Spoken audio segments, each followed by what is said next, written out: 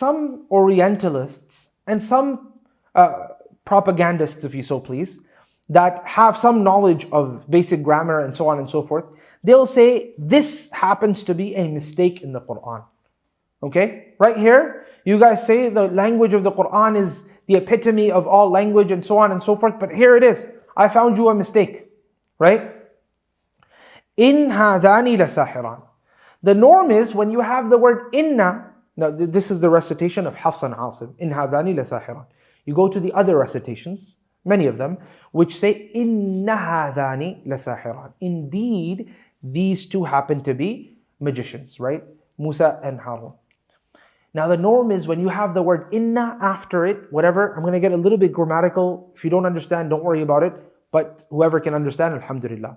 Right? Because I have to get a little bit technical in order for me to ward off this particular accusation that's made around the Quran or about the Quran. So they'll say, look, in some of the recitations of the Quran, Allah had revealed, inna hadani la sahiran. And we know that the word inna, it's adat nasb.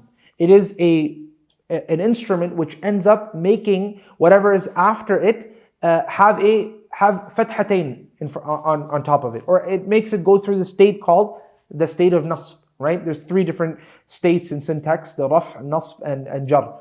So it places it into the state of nasb. That means there should be either fathatain, or there should be a ya, or there should be different things that can represent that state of nasb, right? So over here, it should have been inna hadaini lasahirain, but over here it says inna hadani lasahiran.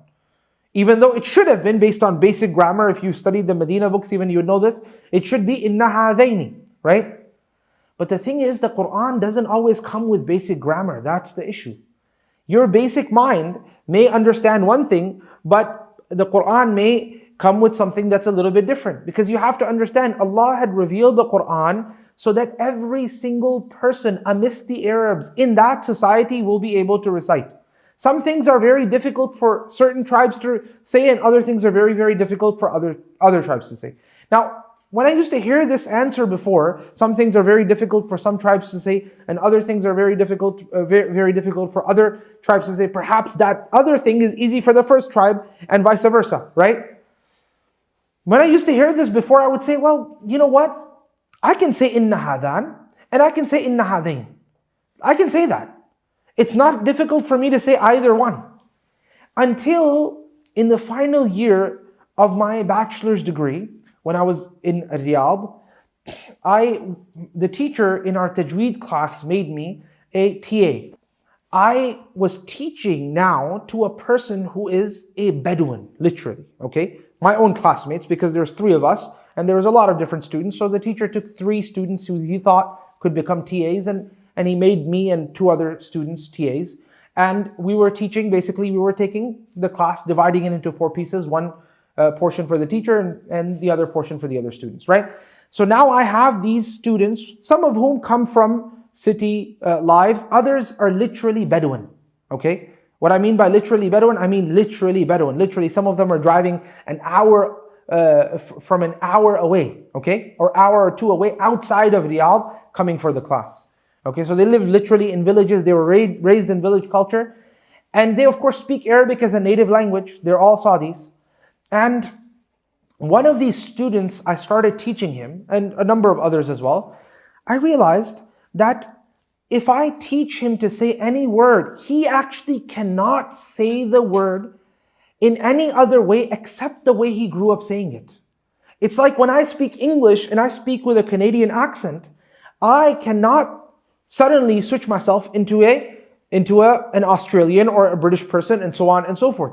Perhaps someone that is learning the language as a new language altogether, he has to learn every single intricacy of the language. They can practice different voices for certain words, but I cannot do that, right?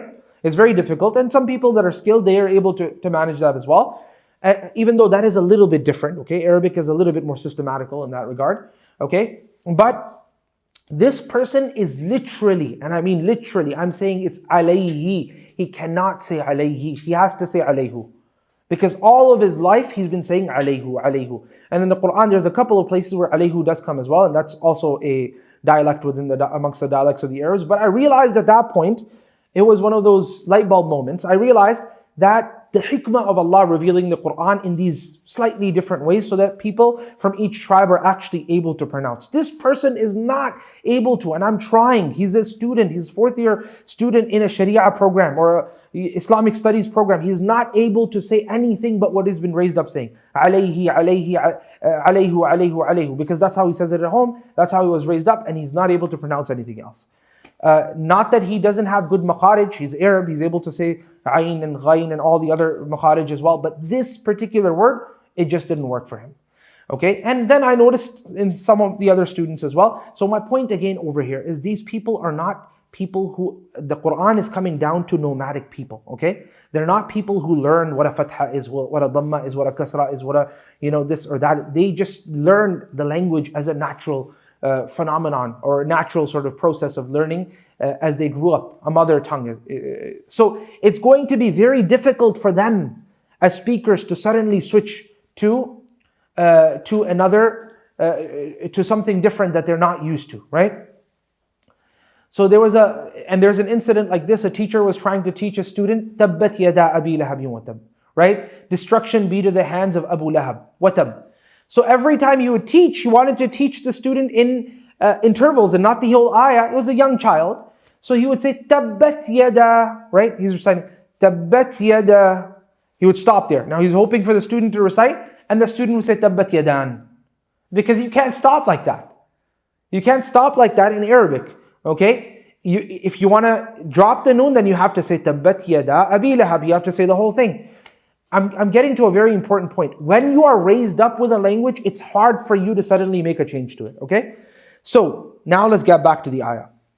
Inna hadani is actually a dialect from amongst the dialects of the Arabs.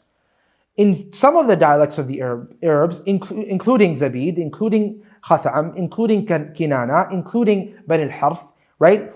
They used to actually say, Inna hadani, okay? They would say, جاء الزيداني مررت بالزيدين مررت بالزيداني رأيت الزيداني. So in all three syntax forms, they would actually leave the alif, okay? That was the way they would speak. So for Khatham, for Kinana, for a number of other tribes, it would have been difficult for them to recite inna hadaini. Okay? So Allah subhanahu wa ta'ala revealed it in this way upon their lahja, upon their dialect, so it's easier for people to recite. And this is found in Arabic poetry as well. I'm saying all this because some people will say, oh no, there's some scholars even Muslim scholars who said this is wrong. You know what? I'm not going to hide something from you, because you're going to hear something from me and then you'll say, well, the Shaykh was saying this, but this particular Orientalist has another proof. It's not that I don't know. I'll tell you directly. There are some Muslim scholars who've also said something like this, but ignorance is cured through knowledge. If they didn't realize that there's other dialects available within the Arabic language, then that is their problem. They just didn't know. And we have a principle which says, Al-muthbitu muqaddamun ala nafi. The one who affirms is always given preference. You give preference to the person who affirms over the one who negates. So someone negating the fact that there happens to be another dialect within the classical dialects of the Arabs, he's going to be sidelined if someone comes and establishes that, especially with a proof. And I'll give you the proof. There's a line of poetry, and there's many lines of poetry. And normally when we talk about proofs in establishing a dialect, we go back to the classic Arabic poetry. A poet says, Inna abaha wa aba abaha qad balagha fil majdi ghayataha. So over here, if you notice, the poet is saying, Inna abaha, that's fine. Wa aba abaha. It should have been wa aba abiha.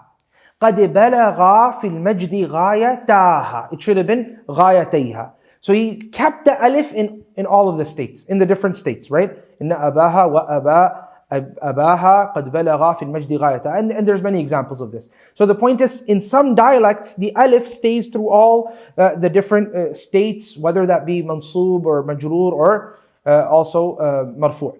And this is basically one answer. There's 6 different answers to this. So before you hear someone says, there's mistakes in the Quran. No. There is a lot. Arabic language is a very, very vast language. The second answer, and this is what Ibn Ashur said, is that, and of course others mentioned it as well, Ibn Ashur said this is the strong answer, is that the word inna, it actually means yes. Okay? There's, among the usages of the word inna is to simply mean yes. So when Allah subhanahu wa ta'ala says, قَالُوا inna, they said, inna ay yes. هَذَانِ لَسَاحِرًا. Definitely, of a surety, these two people happen to be magicians. So inna is simply yes. Just as you say na'am, there's another way of saying na'am, or just as you say ajal, which is another way of saying yes. In Arabic, there's another way of saying yes, which is inna. That is not, again, the famous meaning, but again, Arabic language is so vast that not everybody knows all the different meanings. So you have to be a proper lexicographer in order for you to know these different dialects or different meanings and so on and so forth.